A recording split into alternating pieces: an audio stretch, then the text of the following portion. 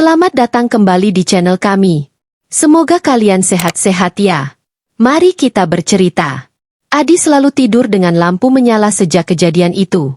Bukan karena takut gelap, tapi karena ia tahu ada sesuatu di bawah kasurnya. Setiap malam, ia mendengar suara gesekan pelan, seperti kain yang terseret di lantai. Awalnya ia mengira itu tikus. Tapi tikus tidak mungkin berbisik namanya. Suatu malam, ia akhirnya memberanikan diri untuk mengintip ke bawah kasur. Dan di sanalah ia melihatnya. Sosok itu gepeng, terjepit dalam ruang yang sempit. Matanya kosong. Senyumnya mengerikan. Dan dengan suara parau, ia berbisik. Kasur ini, milikku. Sebelum kita mulai, mari kita mengobrol sebentar di kolom komentar. Kami ingin tahu apa yang kamu pikirkan tentang cerita ini. Dan jangan ragu untuk tinggalkan komentar. Walaupun hanya sekedar menuliskan asal kotamu dan bagikan pengalaman, atau cerita yang pernah kamu dengar di kolom komentar, atau ide-ide konten yang menarik dan mistis yang ingin kamu ketahui lebih dalam. Malam itu, Adi pulang lebih larut dari biasanya. Ia baru saja selesai mengerjakan tugas kelompok di rumah temannya. Rumahnya sepi ketika ia tiba. Orang tuanya sedang pergi keluar kota, dan hanya ada dirinya di rumah besar itu. Adi mengunci pintu, meletakkan tasnya di meja, lalu langsung masuk ke kamar. Ia merasa lelah dan ingin segera tidur. Tanpa mengganti pakaian, ia langsung merebahkan diri di kasur.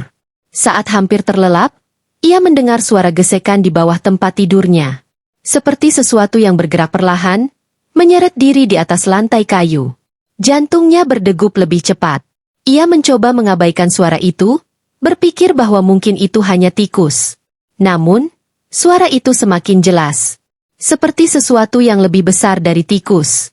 Seperti kain yang terseret pelan, disertai suara napas terengah-engah. Adi menelan ludah. Ia mengumpulkan keberanian untuk mengintip ke bawah kasur. Dengan perlahan, ia menurunkan kepalanya, mendekatkan wajahnya ke lantai. Gelap. Tapi, tepat saat matanya mulai menyesuaikan diri dengan kegelapan, ia melihat sesuatu. Sosok itu pipih. Seperti tubuh manusia yang telah dipres hingga gepeng. Wajahnya pucat dengan mata kosong menatap lurus ke arahnya. Kain kafannya kotor, berlumuran tanah dan darah kering. Pocong itu tersenyum. Adi membeku. Tubuhnya kaku, ingin berteriak, tapi suaranya tercekat di tenggorokan. Ia melihat pocong gepeng itu perlahan merayap keluar dari kolong kasur. Badannya yang gepeng bergerak seperti cacing besar. Adi meloncat ke belakang, jatuh terduduk di lantai. Pocong itu masih terus merayap. Semakin dekat. Tangannya yang kurus mencakar lantai, meninggalkan bekas goresan panjang. Adi berusaha bangkit, tapi tubuhnya terasa berat. Seperti ada sesuatu yang menahannya. Ia melihat ke bawah dan terkejut. Pocong gepeng itu telah meraih kakinya. Cengkeramannya dingin dan kasar. Jangan tidur di kasur sendirian. Suara itu berbisik di kepalanya. Adi menjerit. Seketika, lampu kamar berkedip-kedip, dan pocong gepeng itu menghilang. Adi terengah-engah, tubuhnya gemetar hebat. Ia mengusap wajahnya, mencoba meyakinkan diri bahwa itu hanyalah mimpi buruk. Namun, saat ia menoleh ke bawah kasur, sebuah suara berbisik pelan. "Aku masih di sini."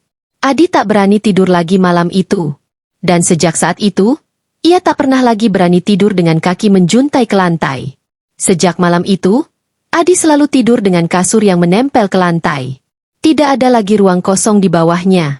Tapi tetap saja, setiap malam, ia merasa ada sesuatu yang mengawasinya. Beberapa hari kemudian, Adi memutuskan untuk menceritakan kejadian itu kepada Rudy, sahabatnya yang terkenal suka hal-hal mistis. "Serius lu? Pocong gepeng?" Rudy mengerutkan dahi. "Biasanya pocong kan loncat-loncat. Gue juga nggak ngerti. Dia nggak loncat, tapi ngesot di bawah kasur. Kayak tubuhnya gepeng banget," jawab Adi, wajahnya pucat. Rudy berpikir sejenak, lalu menatap Adi dengan serius. Mungkin dia dulunya ketindihan kasur atau sesuatu yang berat pas masih hidup. Makanya jadi gepeng. "Jangan bercanda, Ruth. Gue beneran hampir mati ketakutan." Rudy mengangkat tangan, mencoba menenangkan temannya. "Ya udah, gue bantu. Nanti malam gue nginep di rumah lo. Kita coba cari tahu." Malam harinya, Rudy datang ke rumah Adi dengan membawa senter dan sebungkus garam kasar.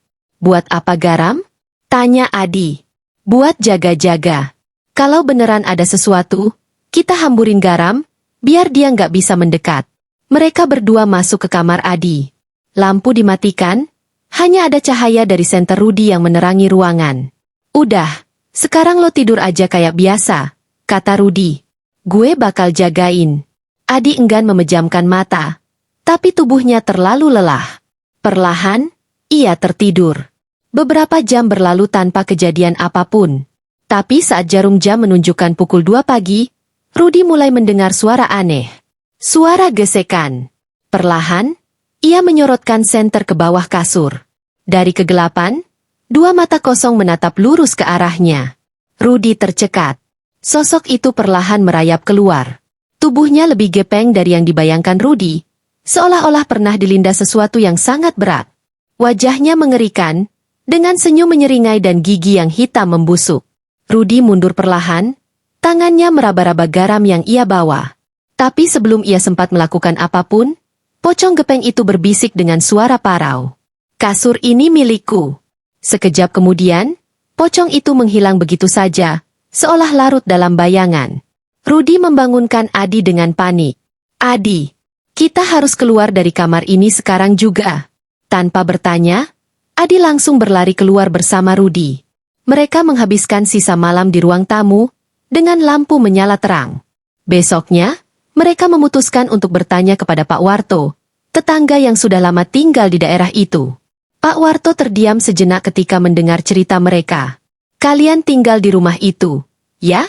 Nada suaranya berubah. Iya, Pak. Memangnya kenapa? Tanya Rudy. Dulu, sebelum rumah itu dibangun, ada kecelakaan. Seorang pekerja bangunan tertimpa balok kayu besar dan tubuhnya gepeng. Mereka bilang dia nggak langsung mati, tapi sekarat selama berjam-jam, sendirian di bawah reruntuhan. Adi dan Rudy saling berpandangan, wajah mereka pucat pasi. Pocong gepeng itu bukan sekadar hantu biasa. Dia adalah arwah yang terjebak dalam penderitaan. Selamanya merayap di bawah kasur.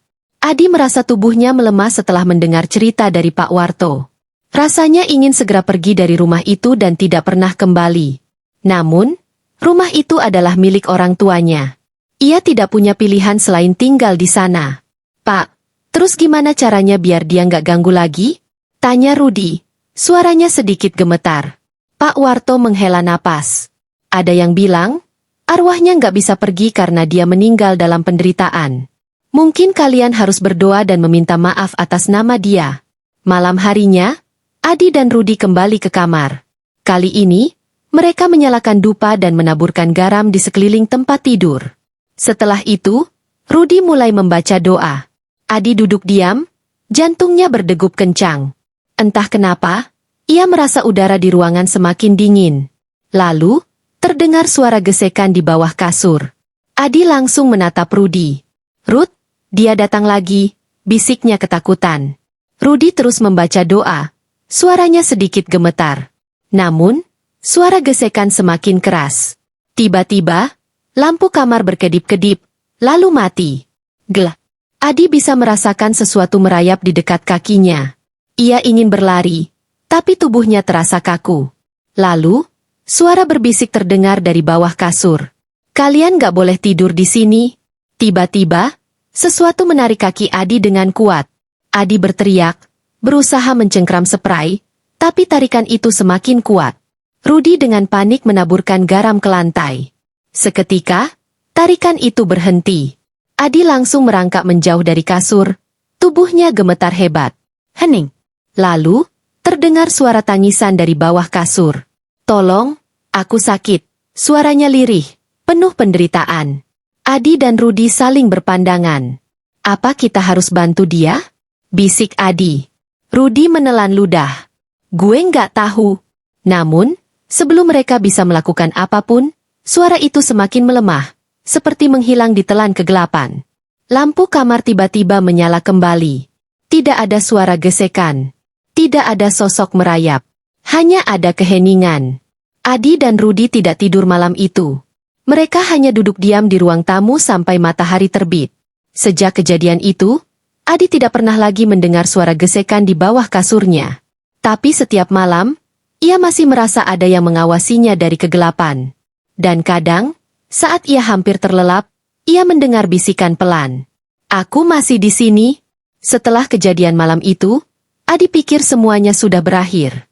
Sudah seminggu berlalu tanpa ada suara gesekan atau bisikan aneh di malam hari. Ia mulai berpikir kalau mungkin doa-doa yang mereka panjatkan benar-benar telah membantu arwah itu pergi. Namun, suatu malam, saat Adi tertidur lelap, ia bermimpi. Dalam mimpi itu, ia berada di dalam kamarnya sendiri. Tapi suasananya jauh lebih gelap dan dingin.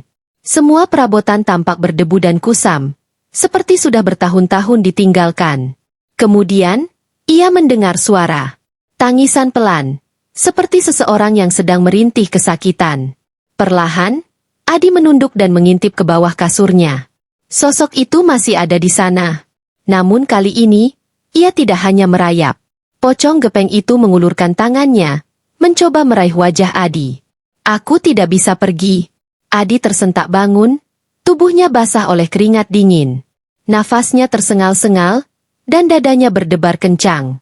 Saat ia berusaha menenangkan diri, ia mendengar sesuatu. Gesekan. Bukan dari bawah kasur, tapi dari dalam dinding. Adi membeku. Suara itu semakin keras, seperti sesuatu yang bergerak dari dalam tembok kamarnya. Ia segera menghubungi Rudy. "Ruth, lo harus kesini sekarang." Suara Rudy terdengar mengantuk di telepon. "Kenapa lagi sih, Di? Gue kira udah selesai urusannya." "Enggak, Ruth. Gue pikir dia udah pergi. Tapi sekarang suaranya pindah ke dalam dinding." Rudy menghela napas, tapi akhirnya setuju untuk datang. 15 menit kemudian, Rudy tiba di rumah Adi. Mereka berdiri di depan dinding kamar Adi, mendengarkan suara gesekan samar dari dalam. "Ruth, lo denger nggak?" bisik Adi. "Iya, ini nggak normal," jawab Rudy. Mereka saling berpandangan. "Lo punya alat buat buka dinding ini?" tanya Rudy. Adi berpikir sejenak, lalu mengambil palu dari gudang. Dengan hati-hati, mereka mulai memukul bagian dinding yang terdengar suara gesekan. Beberapa pukulan kemudian, retakan mulai muncul di tembok. Debu berjatuhan, dan akhirnya, ada lubang kecil yang cukup besar untuk mereka intip. Apa yang mereka lihat di dalam membuat mereka langsung mundur dengan wajah pucat. Di dalam dinding itu, ada sesuatu yang terbungkus kain kafan kotor, tubuhnya gepeng, seolah telah terhimpit di ruang sempit itu selama bertahun-tahun. Matanya yang kosong tiba-tiba bergerak. Mereka berdua langsung berteriak dan berlari keluar kamar. Sejak malam itu, Adi tidak pernah tidur di kamar itu lagi. Bahkan, ia akhirnya meminta orang tuanya untuk menjual rumah itu. Namun, sebelum ia pergi untuk terakhir kalinya, ia mendengar suara yang selalu menghantuinya. Pelan. Hampir seperti bisikan yang berasal dari dalam dinding. "Aku belum selesai." Adi akhirnya pindah dari rumah itu. Ia bersikeras kepada orang tuanya bahwa ia tidak mau tinggal di sana lagi, tanpa memberitahu alasan sebenarnya. Rumah itu akhirnya dijual kepada keluarga lain, dan Adi berharap teror yang ia alami tidak berlanjut kepada penghuni berikutnya. Namun, meskipun sudah pindah ke tempat baru, mimpi buruk itu tidak berhenti. Setiap malam, Adi bermimpi berada di kamar lamanya. Dalam mimpi itu, ia selalu berdiri di depan dinding yang mereka bobol, dan dari dalam celah yang gelap, tangan kurus dan gepeng itu menggapai-gapai, mencoba meraihnya. "Aku belum selesai." Suara itu terus berbisik di telinganya, membuatnya terbangun dengan keringat dingin. Rudy, yang sejak awal ikut terlibat, mulai mencari tahu lebih dalam tentang sejarah rumah lama Adi. Setelah beberapa hari mencari informasi, ia menelepon Adi dengan suara serius. "Di, gue dapat sesuatu," katanya. "Apa?" "Gue ketemu salah satu mantan pekerja bangunan yang dulu ngerjain rumah lo. Dia bilang ada kejadian yang gak pernah dilaporin ke polisi." Adi menggenggam ponselnya erat. "Apa maksud lo?" "Dulu, waktu rumah lo masih dalam tahap pembangunan, ada pekerja yang tertimpa balok kayu besar. Tapi mereka nggak manggil ambulans, Di. Mereka takut proyeknya dihentikan kalau ketahuan ada kecelakaan. Jadi, mereka langsung nutupin tubuhnya dengan semen dan tembokin dia hidup-hidup." Jantung Adi berhenti berdetak sesaat. "Gue yakin, pocong gepeng itu, Dia masih belum bisa pergi karena jasadnya nggak pernah dikubur dengan layak, lanjut Rudy. Adi merasa tubuhnya melemas. Jadi, harus gimana? Kita harus ke sana. Harus bongkar temboknya dan bawa jasadnya ke pemakaman yang layak. Adi tidak ingin kembali ke rumah itu. Tapi di dalam hatinya, ia tahu bahwa kalau mereka tidak menyelesaikan ini, teror itu akan terus menghantuinya. Malam harinya, Adi dan Rudy kembali ke rumah lamanya, yang sekarang sudah dihuni keluarga baru. Mereka mengetuk pintu dan menjelaskan bahwa mereka dulu tinggal di sana dan ingin melihat kamar lama Adi. Beruntung, pemilik rumah yang baru tidak keberatan. Saat mereka masuk ke kamar itu, Adi merasakan hawa dingin yang familiar.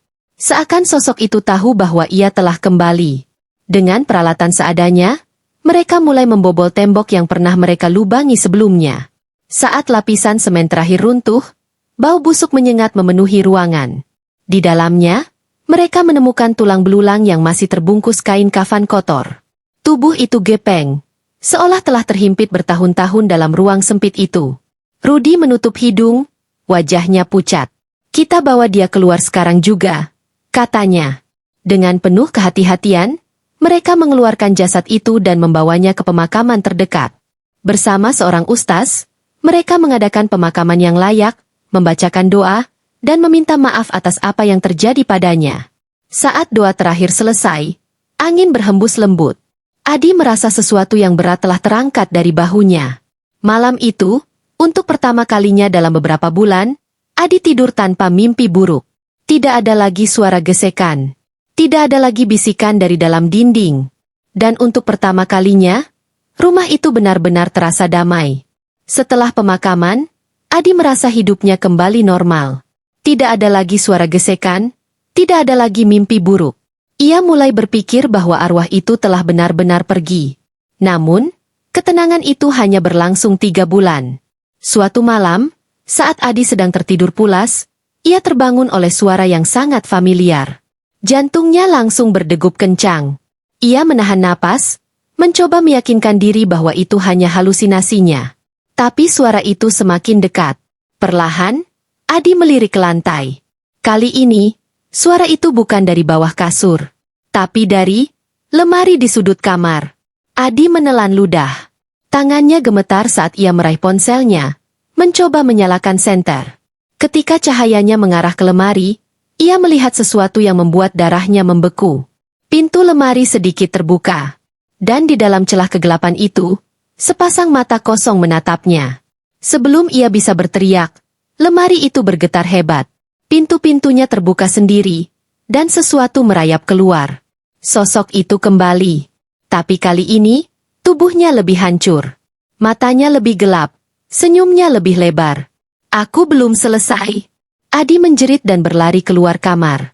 Ia menghubungi Rudy dengan tangan gemetar. Ruth. Dia balik. Pocongnya balik. Di ujung telepon, suara Rudy terdengar panik. Mustahil. Kita udah kuburin dia. Dia seharusnya udah pergi. Tapi Adi tahu, arwah itu belum pergi. Dan kali ini, ia tidak lagi bersembunyi di bawah kasur. Adi tidak bisa lagi tinggal di kamar itu. Ia merasa sosok mengerikan itu semakin kuat, semakin nyata. Seolah, semakin lama, dunia mereka semakin bercampur. Setelah mendengar telepon Adi, Rudy datang ke rumahnya dengan wajah tegang. Kita harus cari tahu apa yang masih mengikat dia ke dunia ini, kata Rudy sambil membawa kitab doa dan sebungkus garam. Mereka kembali ke kamar Adi dengan langkah ragu. Suasana di dalam sudah jauh berbeda. Udara terasa lebih berat, lampu terasa lebih redup meski sudah dinyalakan. Dan di sudut ruangan, lemari itu masih sedikit terbuka. Dari celahnya, samar-samar terdengar suara bisikan. Aku belum selesai. Adi menggenggam lengan Rudy erat. Kita harus selesaikan ini sekarang. Mereka mulai membaca doa-doa, menyebarkan garam di setiap sudut kamar. Namun, semakin lama mereka berdoa, suara di dalam lemari semakin keras. Lalu, pintunya terbuka sendiri dengan keras. Dari dalamnya, pocong gepeng itu merayap keluar. Kali ini tubuhnya lebih menyeramkan, lebih tipis, lebih hancur, dan wajahnya penuh luka menganga. Ia tidak lagi hanya berbisik. Kalian tidak bisa mengusirku. Seketika, Lampu kamar padam. Ruangan menjadi gelap gulita. Adi bisa merasakan sesuatu mendekatinya. Hawa dingin menyelimuti tubuhnya. Lalu, ia mendengar suara Paro berbisik tepat di telinganya. Bukan jasadku yang membuatku terperangkap, tapi sesuatu yang mereka sembunyikan. Adi teringat sesuatu. Rumah itu bukan hanya tempat ia pernah tinggal, tapi juga tempat di mana arwah itu menemui ajalnya. Dan jika ia masih di sini, berarti masih ada yang belum ditemukan. Adi berlari keluar kamar dan menuju ruang tamu, lalu mulai menggedor-gedor dinding di bagian rumah yang belum pernah direnovasi. Duk, duk, duk. Dari dalam dinding, terdengar suara yang tidak seharusnya ada. Duk, duk, duk. Sesuatu membalas ketukannya. Rudi segera membantu, dan mereka mulai membongkar tembok tua itu dengan alat seadanya. Setelah beberapa saat, mereka menemukan sesuatu yang terkubur di balik dinding. Bukan hanya tulang belulang, tapi juga kain kafan yang lebih kecil. Seperti kafan bayi. Adi mundur, wajahnya memucat. Ini apa? Pocong gepeng itu berdiri di belakang mereka, tidak lagi merayap. Wajahnya penuh penderitaan. Dengan suara parau, ia berbisik. Bukan aku yang terperangkap, tapi anakku. Tiba-tiba, tubuhnya mulai bergetar. Perlahan-lahan, kain kafannya terkoyak sendiri dan tubuhnya mulai memudar. Sosok itu menatap Adi dengan mata kosong. Terima kasih kalian sudah menemukannya. Dalam sekejap, ia menghilang dalam hembusan angin dingin. Lampu ruangan kembali menyala. Suara gesekan itu benar-benar menghilang.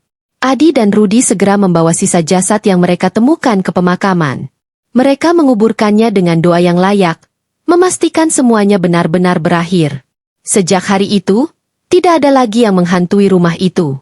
Tidak ada lagi suara gesekan. Tidak ada lagi bisikan di malam hari. Dan akhirnya, pocong gepeng itu bisa pergi dengan tenang.